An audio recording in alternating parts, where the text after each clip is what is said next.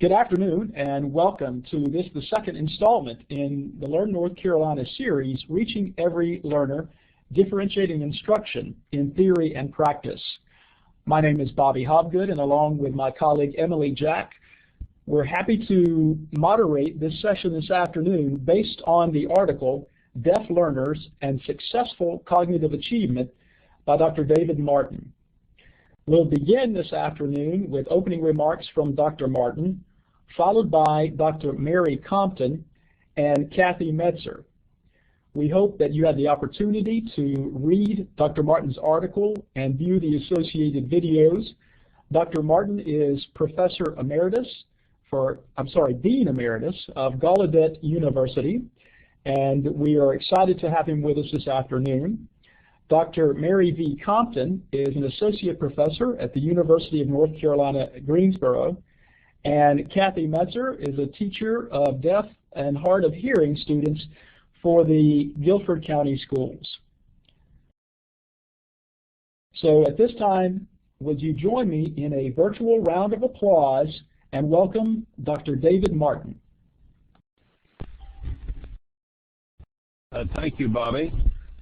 I'm going to divide my remarks into three segments, and the first one is on cognitive skill acquisition on the part of deaf learners. Secondly, I want to talk about leveling the playing field in the area of testing deaf learners, and third, I want to set some proposals for how to make inclusion of deaf learners really work. And my colleagues Mary and Kathy will follow on that with some very good specific information. I'm going to not read the PowerPoint, but just do some highlights.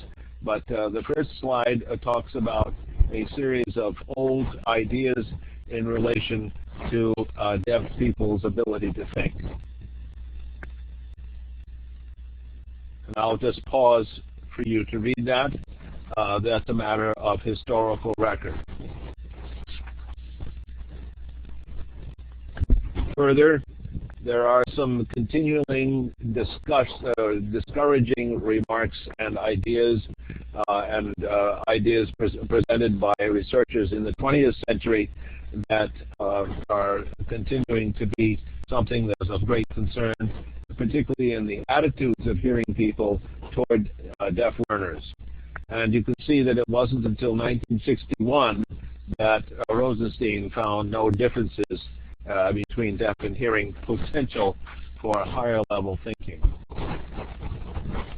It was in 1964 that a psychology professor at the Catholic University in Washington pointed out that the problem is perhaps not with the learners, but with the tests that were being used.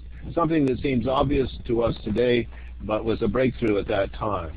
And then those two other events in 1967 and 1986 further advanced the understandings.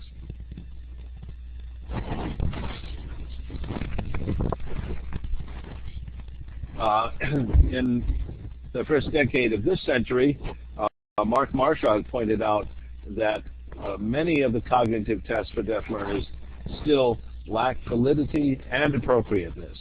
And he also pointed out that although there are differences in the processing, that we have to remember that there are also stylistic differences, but that does not mean that the potential is not still there.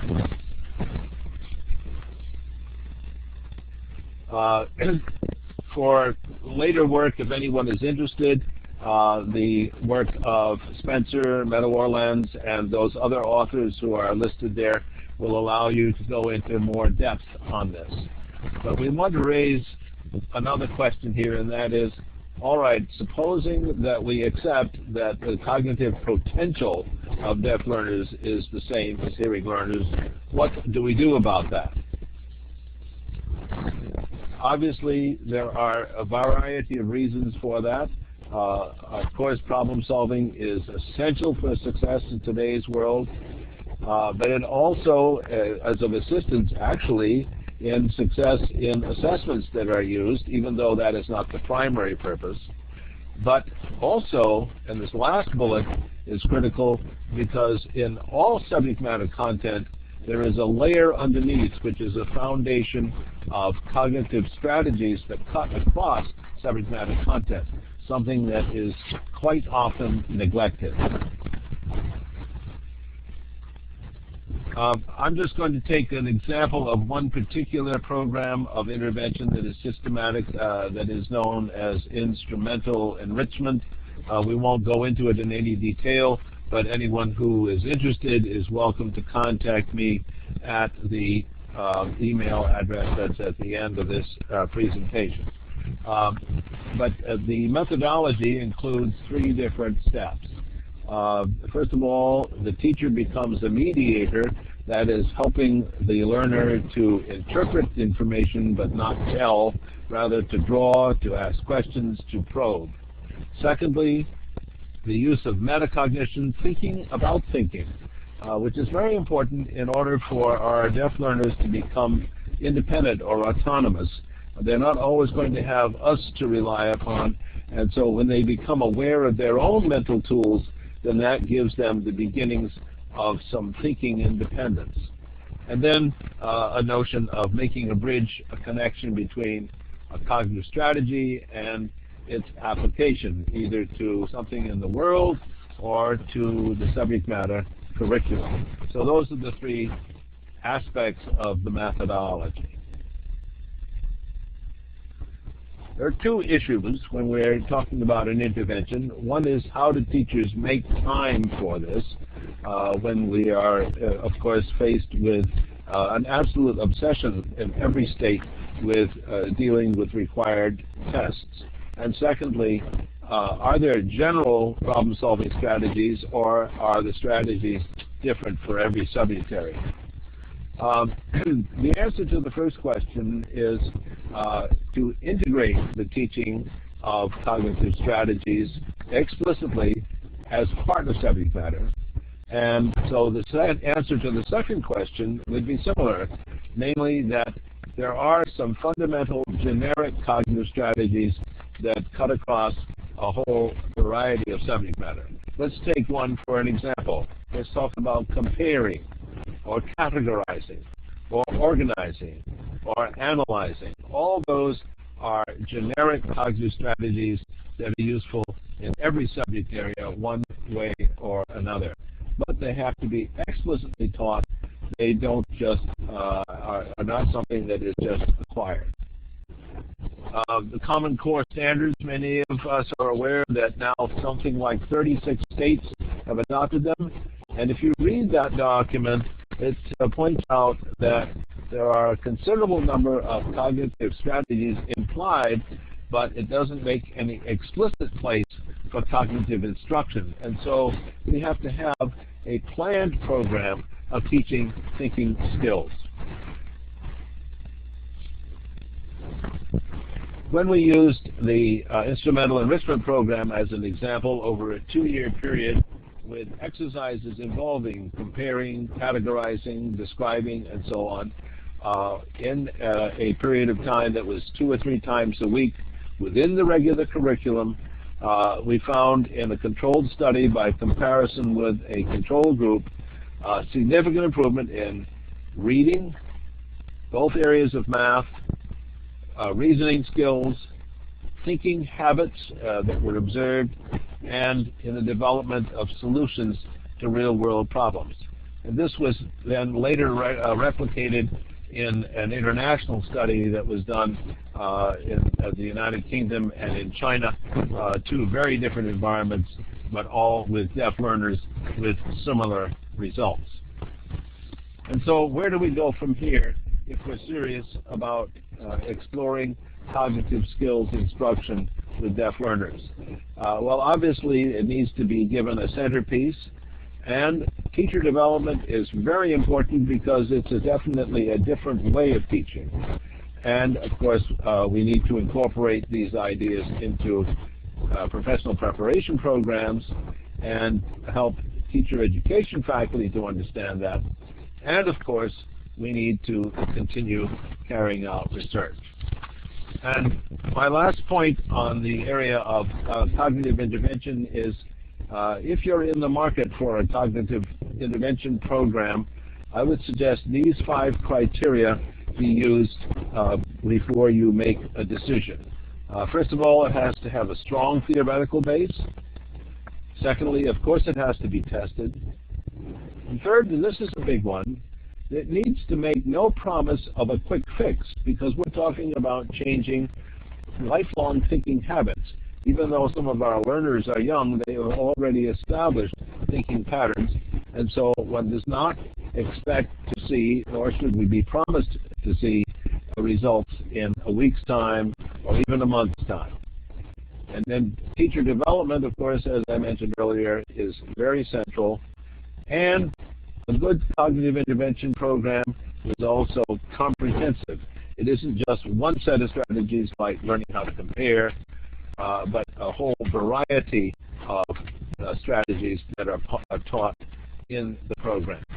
So I'll answer some comments and questions about that later, but I want to move on to the second, more brief segment at this point, and that is how do we level the playing field in regard to assessing deaf learners? There are a great many very serious problems in the ways that assessments are done, particularly published assessments that are standardized at the state level, such that the deaf learner is seriously disadvantaged. In a multiple choice test, oftentimes the item stem is much too short to give enough context for the deaf learner. Some terms are ambiguous. They use multiple embedded dependent clauses. They use idiomatic language which is not accessible and not necessary when the same question could be asked without using idiomatic or metaphorical language. And I've left a blank bullet for a whole variety of other things. One example of another area of inequity is content. Think about a multiple choice test where the deaf learner is asked questions about music or about rhyme. Those questions are not accessible, and therefore all it takes is the difference between one more or one less correct answer to fail the test. So I urge us to think about this and to really advocate for some changes.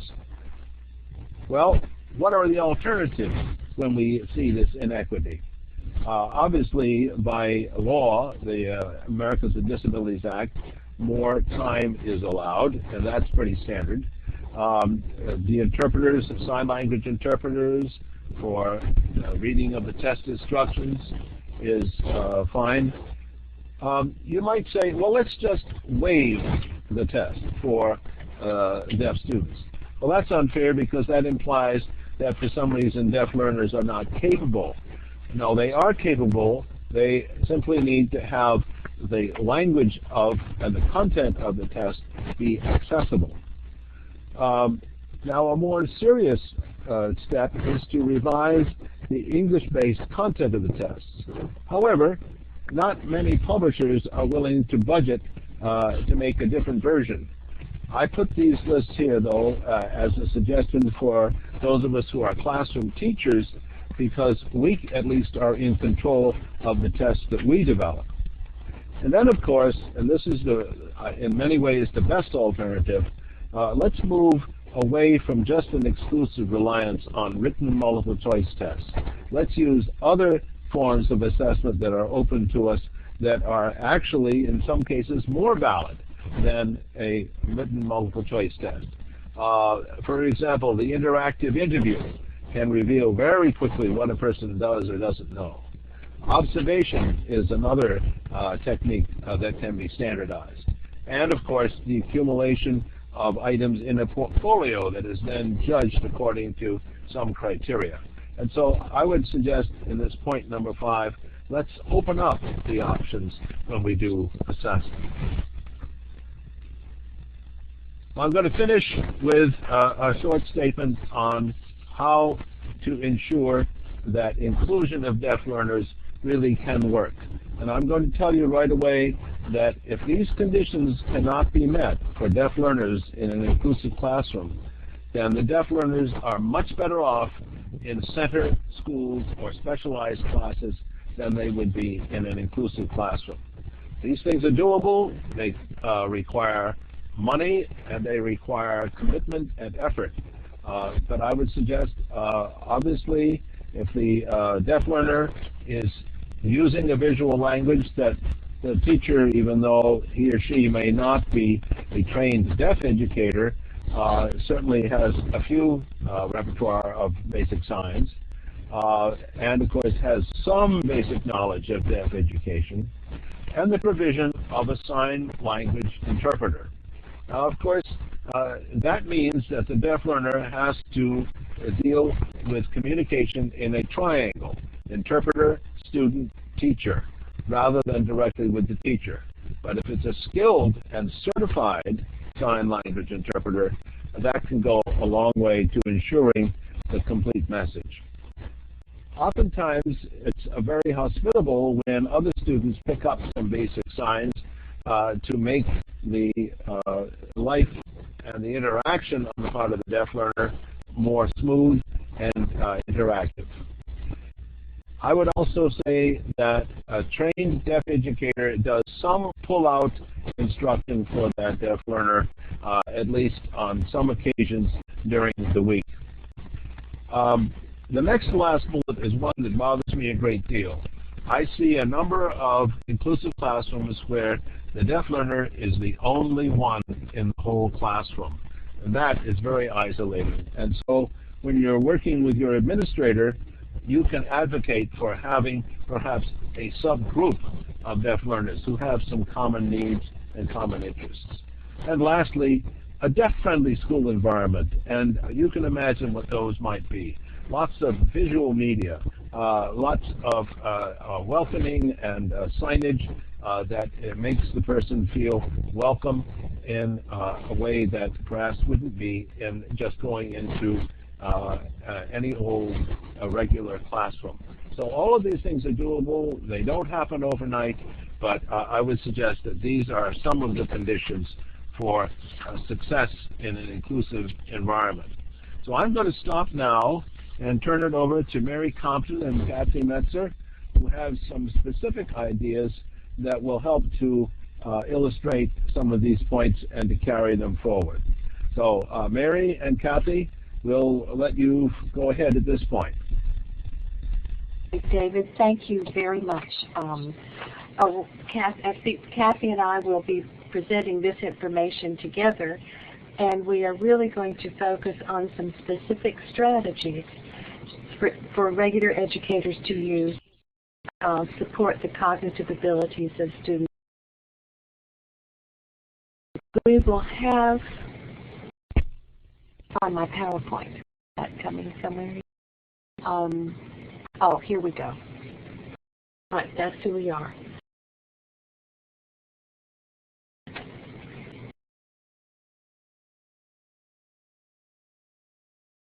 I'm trying to get where I am here. All right.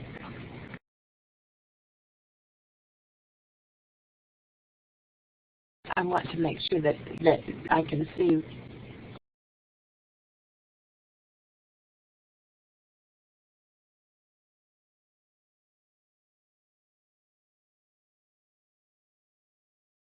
All right, here. That's me. I'm Mary V. Compton, and I'm at UNCG, and my colleague is Kathy Metzer, and she teaches at the Marcelo Brown Summit Elementary School in Guilford County. And it's interesting because there are a mass Summit Elementary School. How many are right now? We have about 6 students at the elementary school. Okay. Let's go on here.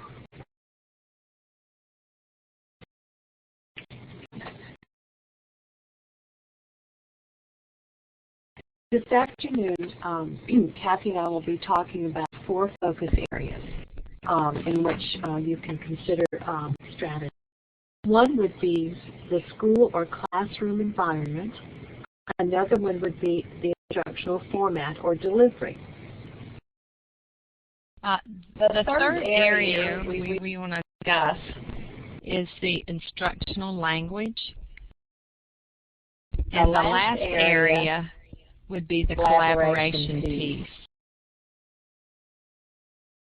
In terms of the school or class environment, there are three primary areas: the listening environment, the visual environment, as well as seating.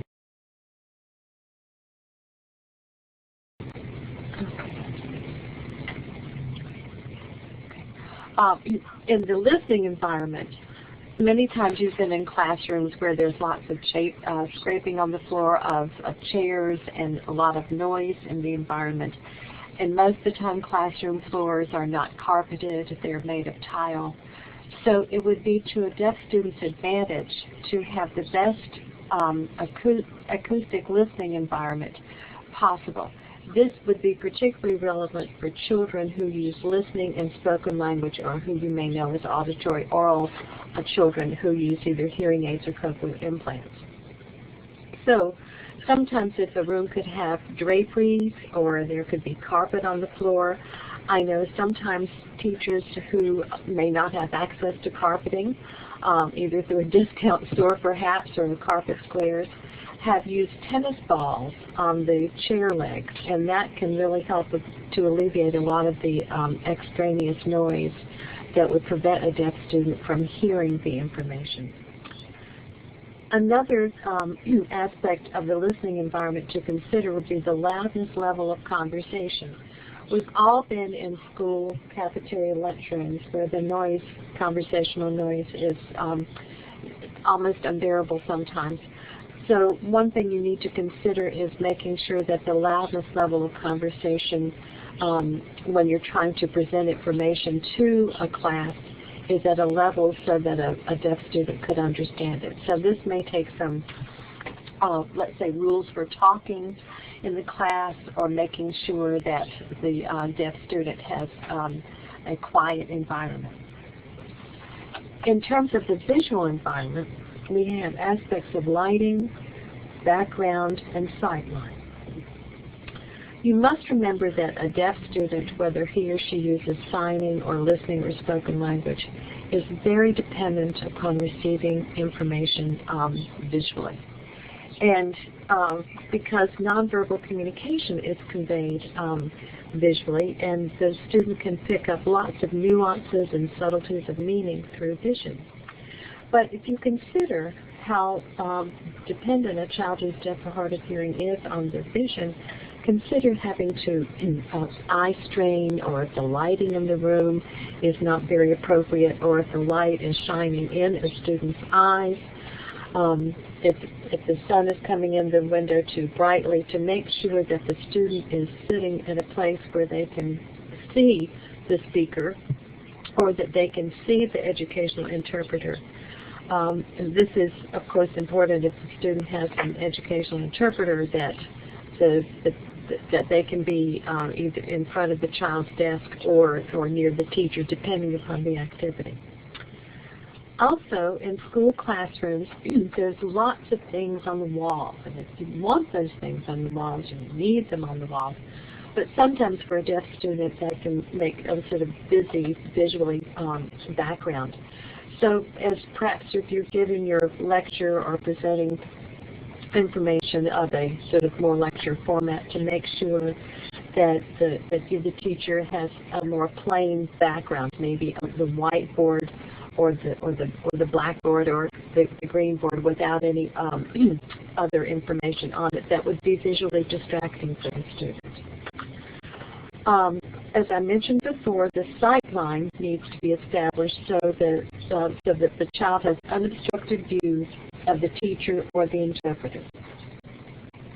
When it comes to seating, there's several options that I know teachers have used. It would be logical to have the child sit way in the front, and that often works very well.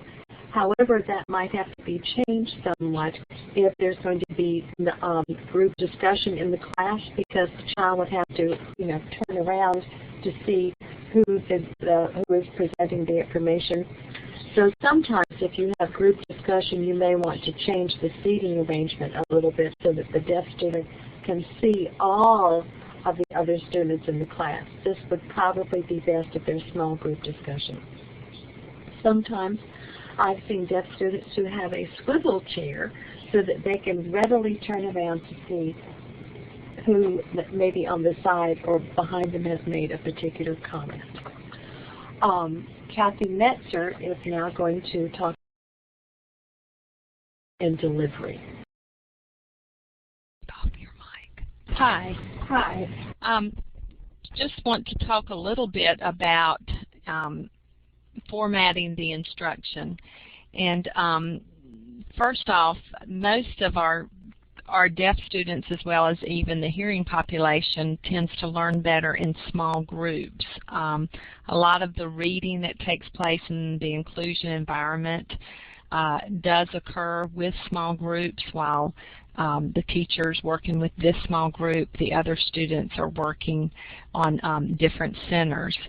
But I think what benefits our deaf and hard of hearing students is the use of anything that, such as graphic organizers or visual organizers, so they can take the information and set it up in smaller pieces of information, and they can see it formatted out, and then that helps them get the visualization of the information in their heads. I use lots of graphic organizers, as well as encourage the regular ed teachers to use the same, just to help the deaf student keep that information.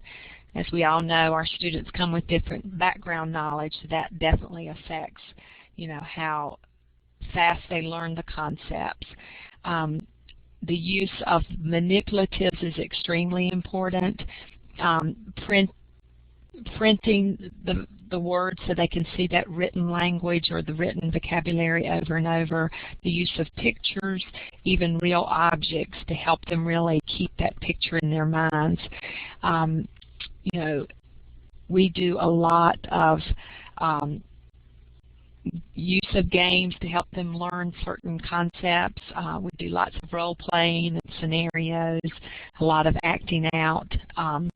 There are lots of programs out there with technology using like Board Maker. There are even lots of programs that you can, print off the sign for particular words, like with the spelling words a deaf student might have. If you could send the spelling word home on a card on one side, and then on the back side is a picture of that word if possible, as well as the sign for that word. And we get up and move around. In the last year and a half, we have incorporated some crossover right brain movement activities with our students to try to, just tack into the other side of the brain, and we are seeing some benefits of that. We have students pantomime so that other students can guess, and a whole lot of, just helping students visualize what we are trying to teach.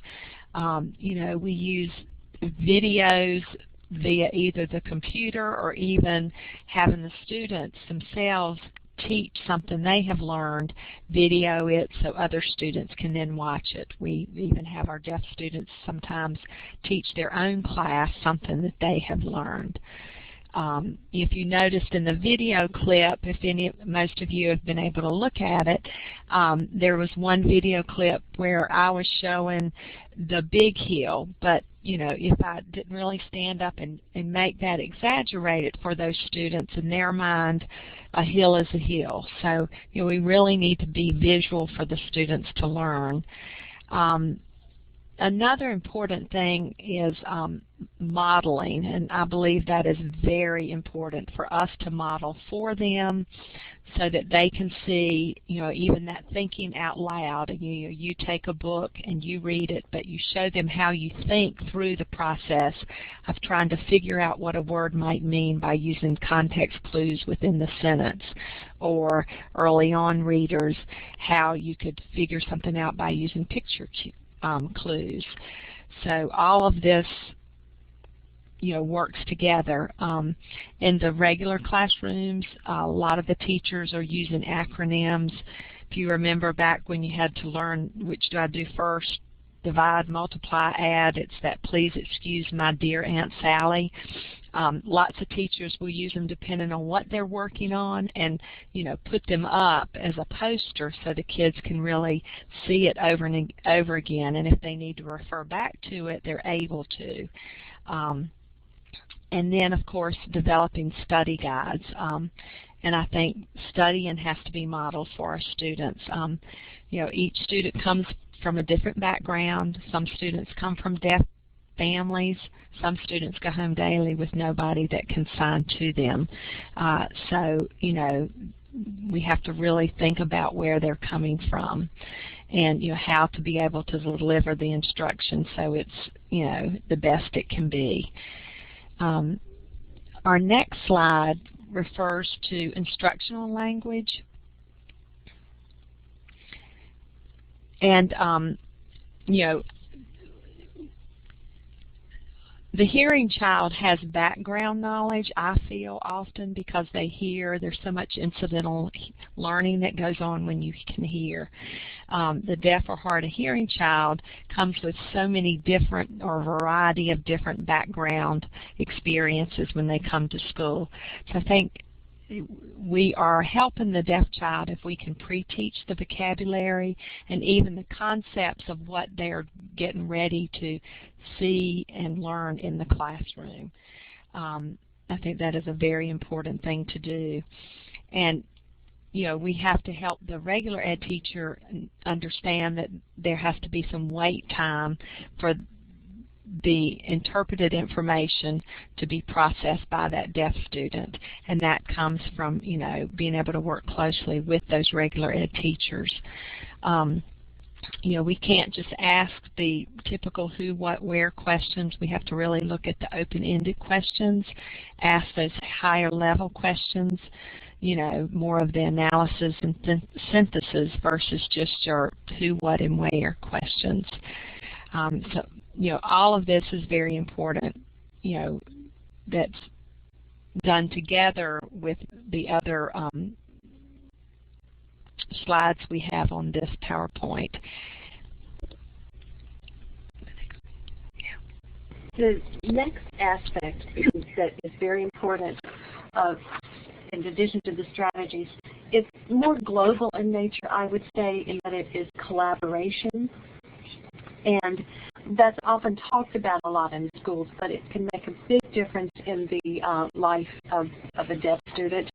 And we'll talk about that now for a second. So, Kathy, do you want to take the first couple? Okay. With me being at a site-based program, what we've worked to do is to ask of the regular ed teachers that they share their lesson plans ahead of time. If they know that they're going to read a particular book on a particular day, that the book is given to the interpreter ahead of time so they can, read it and know what it's all about. They can, be able to think about that particular deaf student. Any materials that we might have that would help that regular ed teacher. So there's a tremendous amount of collaboration that goes on to really make the program the best it can be. There has to be, in my mind, a consistent, continued communication with the regular ed teacher and the teacher of the deaf and hard of hearing, as well as an ongoing in-service, because oftentimes if you try to share everything about teaching a deaf child at once, it's just too much information. So we periodically sit down with those teachers and have different sessions of in-service to help them learn about having a deaf child. The program at the elementary school I have been at has been there approximately 8 or 9 years. So a lot of the teachers there are very used to having deaf students. So I'm going to let Dr. Compton finish up with the collaborative piece. Kathy. I also think that it's very important that when you think of the word collaboration, that means that really both teachers are on par with each other, and it's really not cooperative because it goes beyond cooperative, but both teachers are really working together. And in order to do that, in a busy schedule, I know it may be difficult to try to find time for regularly scheduled meetings with teachers of deaf and hard of hearing children. It's very hard to find time to have those meetings, but with email, that can be very, very successful.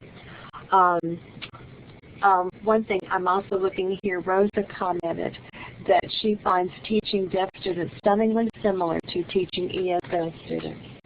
And that's an excellent point because Diana Lee talks about especially the wait time to process the information and also the integration of content with language that's very commonly done with teaching ESL students. Back to the regularly scheduled meetings. That would be very essential if you're going to coordinate language goals with academic content goals so that each teacher would have input into maybe what's going to be done the next week so that there's some coordination of plans done. Investigating appropriate accommodations to access curriculum and classroom activities. I think for many deaf students, particularly those who use spoken language and listening, the use of an FM system can be very helpful. I know in some school systems have used sound field audio systems in classrooms, and that can be That can be a helpful solution to that. Also, I think many times I've seen if you can, a content area subject teacher, could you make sure that the teacher of the deaf has the academic textbook that you're using for your class in terms of letting them access the curriculum? Most teachers of deaf and hard of hearing students know the standard course of study, but particularly with an academic content teacher, they might need some other information. Kathy, did you want to add something? I did. To me, this is where it's a very important piece that not only that regular ed teacher know about those accommodations, but the educational interpreter needs to know that specific child's accommodations, because it is true the regular ed teacher has 25 to 28 children in there, and she could very easily have 8 or 10 students that have disabilities. So to try to remember all the accommodations, so that way that educational interpreter, with the collaborative piece being a great thing, can remind the regular ed teacher, well, you know, this student has extended time, so he's not finished with it, so can we, you know, finish it tomorrow, finish it later in the day. So I think both of those, everybody that is working with that student needs to know about that student's accommodations. Thank you, Dr. Compton. The last area in terms of collaboration is to consider educating student peers about deafness or hearing loss. And I've seen this done successfully perhaps in the content of a unit on sound. Many schools, I know Monticello Brown Summit, I think, has a sign club. Some middle schools have sign clubs. I think it's very important for student peers to have a greater understanding of hearing loss, how a hearing aid or cochlear implant works, how they can communicate in a special way, perhaps using sign language, and that's going to help promote greater understanding and, in some instances, greater patience on the part of hearing students for their peers who have hearing loss.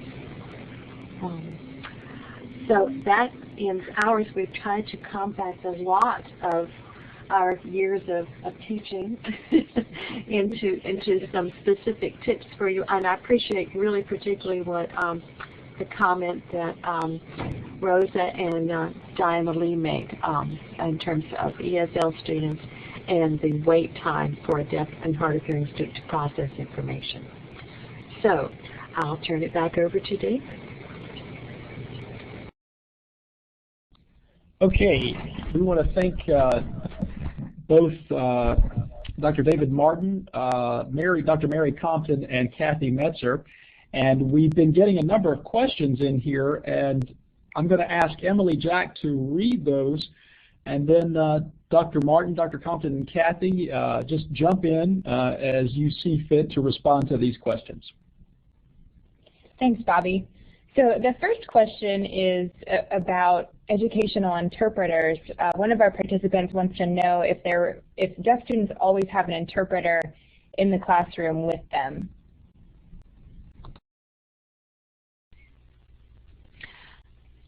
This is Kathy Metzer.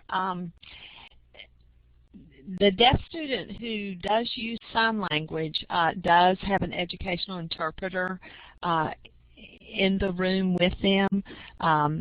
You know, one of the things we really encourage is that that interpreter, you know, not leave that classroom, and unless it was a total necessity that they had to leave. But if they did, if there was an emergency phone call or something, then they are to tell the regular ed teacher where they are going. But yes, especially for elementary school, the students have an interpreter all the time, and even during lunch, an interpreter is there to facilitate that communication. Thanks, Kathy. There were some other follow-up questions about that.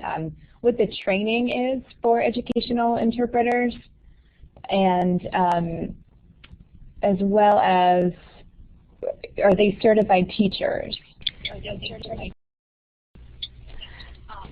This is Mary V. Compton. In terms of preparation of interpreters, educational interpreters specifically, in 2012, interpreters are required to have a bachelor's degree in order to be an interpreter. This does not necessarily mean that they have to have a bachelor's degree in interpreting. That would, of course, be preferable. There are sometimes conflicting opinions in the interpreting literature, but if you're going to have an interpreter who's in an educational setting, tutoring is really part of that. It's our perspective here, and we have had several federal grants to prepare educational interpreters, that tutoring is part of that interpreter's responsibility. Specifically, tutoring in vocabulary and some academic concepts that, in terms of reinforcing what the classroom teacher has presented. Interpreters do have to be certified in terms of, I think in North Carolina, they have to score at least a minimum of 3. Kathy,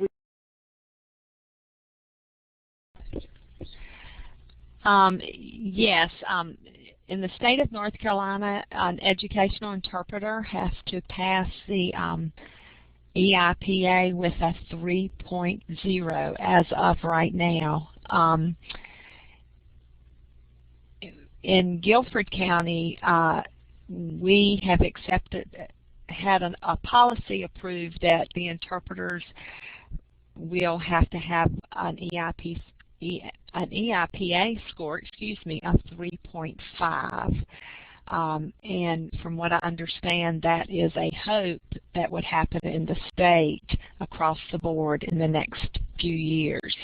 I think that would be something I definitely would support, because then you would have an interpreter that could cross from elementary to middle school to high school if they needed to go in for an interpreter that was out.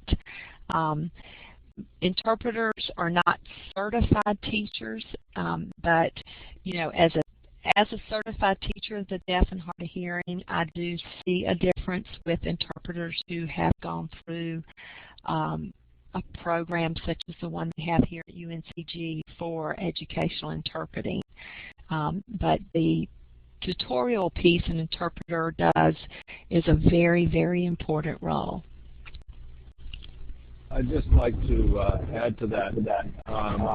If any teacher is in a situation where they have a deaf or hard of hearing student whose communication style seems to be visual, namely through sign language, and they don't have an interpreter, then it's up to perhaps the teacher and the parent to work together to advocate that there needs to be an interpreter as part of that student's IEP. And that, of course, will need to involve the principal as well. So that should be being provided, and sometimes it falls on the classroom teacher to say, this is not being done and it needs to be, and to advocate for that. That's a great point, David. I appreciate that, and it, especially as it connects with the talk in the article as well as the video about the importance of collaboration between the family, the teacher, and the interpreter, where there is one. I'm going to change the subject a little bit. We have some questions about the role of deaf culture as that connects with a deaf student in an inclusive classroom. So I know that you probably each have something to say about that. David, can we start with you? Yes. Lots of hearing people who don't have a background yet in deaf education may not be aware that there is a deaf subculture, a very rich tradition of social mores, history, expected behaviors, and the like. And that is part, or should be part, of a deaf child's world, because that's one of the places that he or she would want to affiliate with. And so deaf culture plays a role very definitely in the educational process of a deaf child. And sometimes the best source of that is deaf adults who are perhaps in the community, but there may be other sources too. Thanks, David. Dr. Compton, can we get your thoughts on that? It's very important because I certainly agree with David Martin, is that deaf students need a role model for what their future is going to be like. And I think sometimes it would be wonderful to bring deaf adults as perhaps volunteers to the school, for a teacher to become aware of activities in the deaf community, what may be events that are coming up. I know we have several events here at UNCG. One is we have an ASL Idol contest, and we also have in the fall Deaf Kiss Fist, and we've had several students from public schools to submit either artwork, or they tell stories or do skits that are very important in terms of deaf culture. But I think a deaf student's understanding of culture from the time of their membership in deaf culture from the time they're young, particularly throughout high school and as they're starting to find their own identities there, and to see what is available for resources that are available in the community. Kathy, did you want to add anything? Yes. We try at school-wide, we have morning announcements that an interpreter goes up and signs the morning announcements that come over the television. So periodically we have little facts or little segments where we share with the entire school about deafness.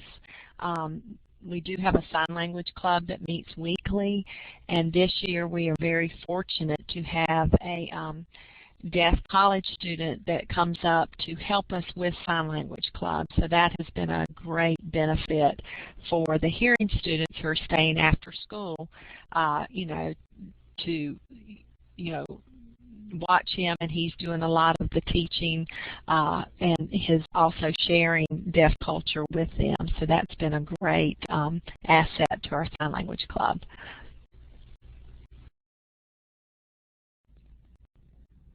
Thank you, all of you. That was wonderful. And I would encourage everyone to go back and read the article if you haven't already done so and watch the videos.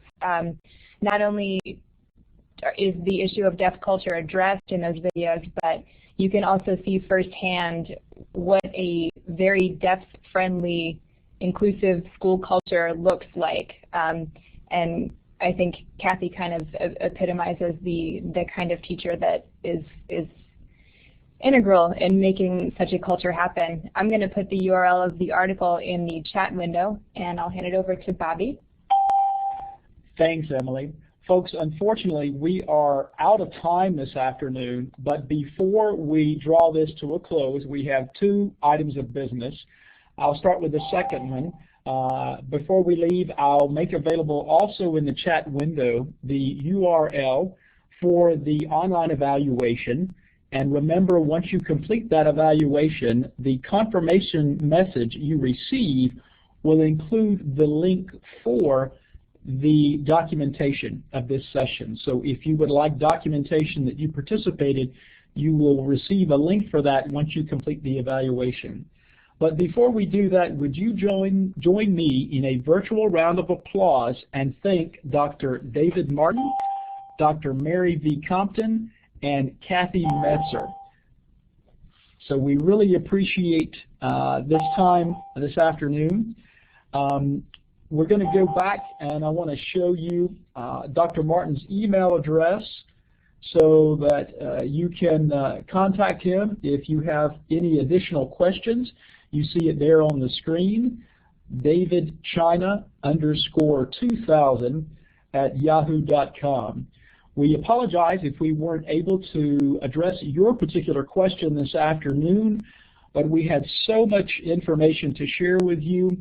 So if you do have a question or we weren't able to address your question, we hope that you will submit your question to Dr. Martin via the email address you see here on the screen.